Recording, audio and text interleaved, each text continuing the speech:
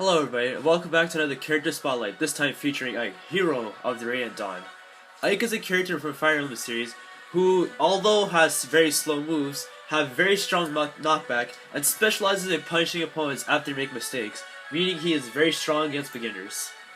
Being equipped with a one-hit KO move, being his Eruption, his neutral B, and his F-Smash beat to kill most of the cast, earlier than Fox up smash 1 in melee, as you can see, kills at less than 20%, it is no coincidence that he's considered to be one of the stronger characters in PM. So let's go over his many strengths.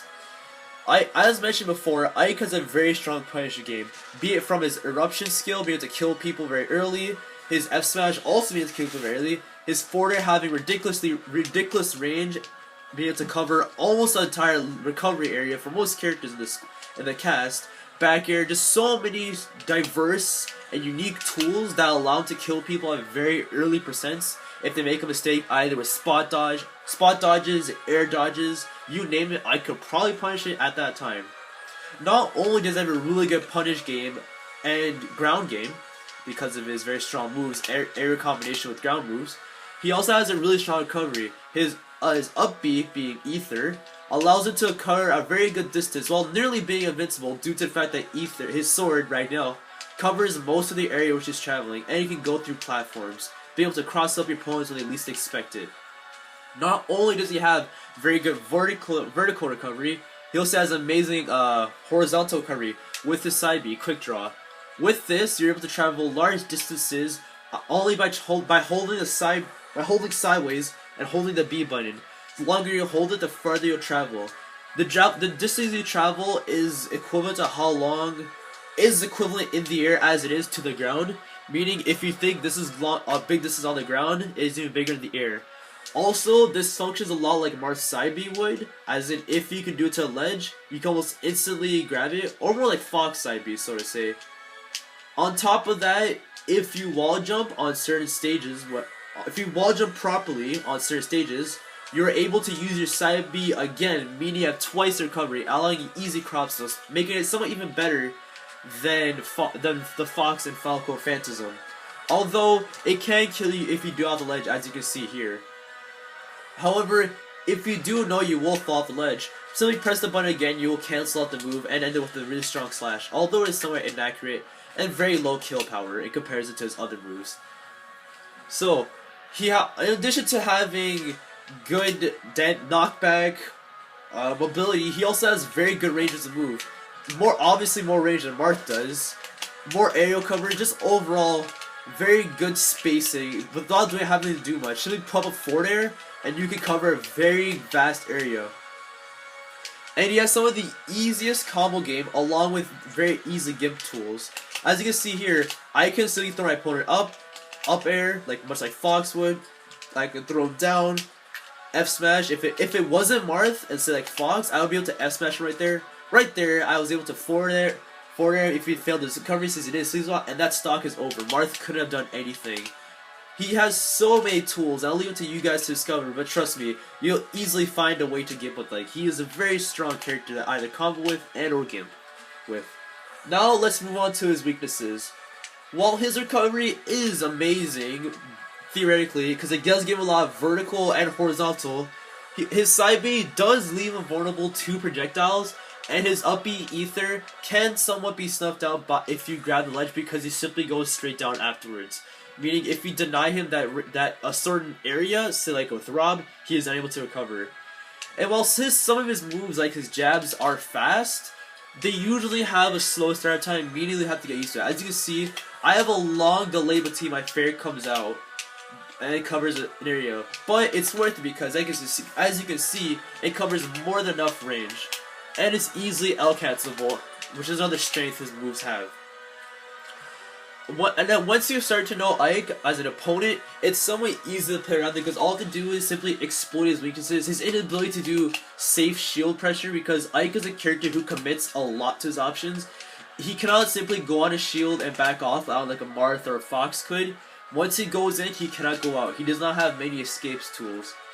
He also does not have many good descending options, much like Marth does. So if you do find an Ike on top of you, it is very easy to prevent it from approaching, because all you can do is either put out an air, which doesn't do much, down air, but it's very inaccurate. It also has a sweet spot, so it won't be spiked that easily. Or do counter. And while yes, his counter is strong, weaker than Roy's, but still strong, it is not good to rely on your opponent on the counter when you're descending, because it will either miss because your opponent's falling, and he simply just does not have the ability to kill in the air once he's above you.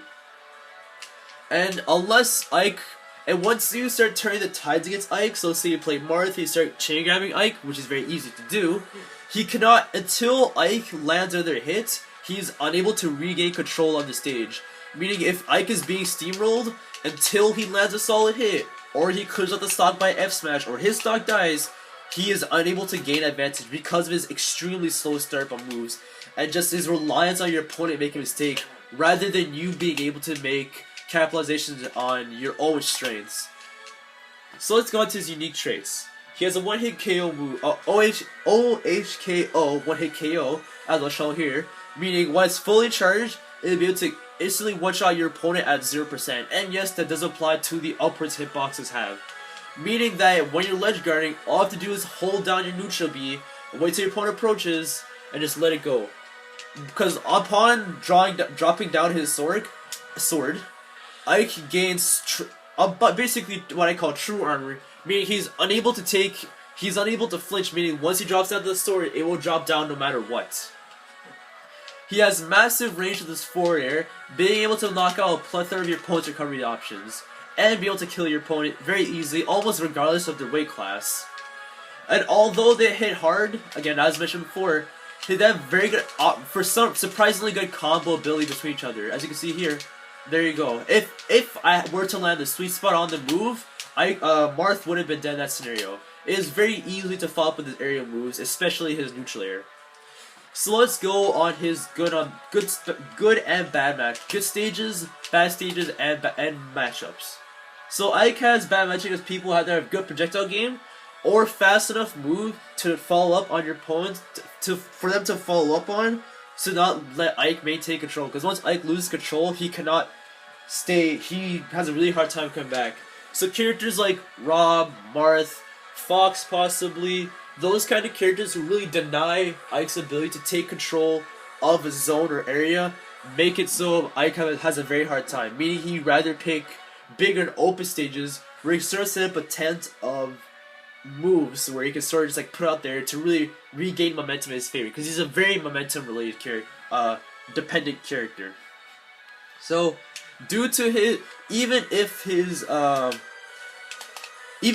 smash is a really good upwards kill move, it is also very slow. It has not that good range, and his up air kills at around 110%, meaning it is not a very good kill move. Meaning even if you're above Ike, contrary to say Marth, you're not exactly in a bad scenario. It's when you're horizontal to Ike and he's approaching within the air is when you're in a bad scenario, because if you DI properly, Ike's up air just simply won't kill at a good percent, even regardless of DI or the stage.